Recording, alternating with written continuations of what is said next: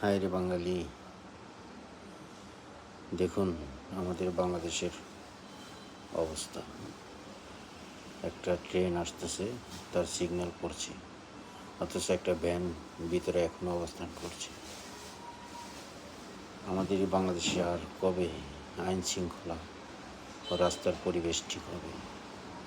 একের পর এক দুর্ঘটনা ঘটে যাচ্ছে, ট্রেনে অ্যাক্সিডেন্ট হতেই যাচ্ছে। কয়েকদিন পরই দেখা যায় গাড়ি অ্যাক্সিডেন্টে মারা গেছে, লোকজন ট্রেনের বাড়ি খেয়ে মারা গেছে, রোড পারাপার হইতে গিয়ে মারা গেছে।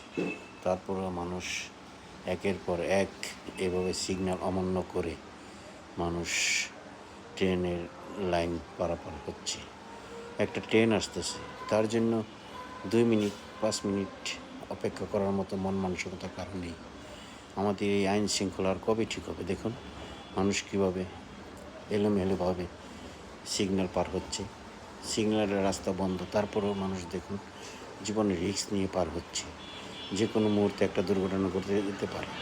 তাই আসুন আমরা ট্রেনের বা রাস্তার পারাপার হওয়ার সময় নিজেদেরকে সচেতন করি। আমরা ওভারব্রিজ ব্যবহার করি, না হয় একটু অপেক্ষা করি, কারণ এভাবে এলোমেলোভাবে যেন আমরা রাস্তা পারাপার না হই। নিজেদের জীবনকে আমরা গাড়ির চাপার নিচে ফেলে আমরা জীবন ধ্বংস করে না দিই, মৃত্যুর মুখে না পড়ি।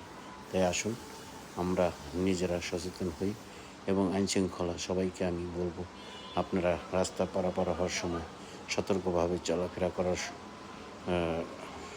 করবেন এবং এলোমেলোভাবে মানুষকে যাতায়াত করার সুযোগ দিবেন না। ধন্যবাদ সবাইকে, ভালো থাকবেন, আল্লাহ হাফেজ।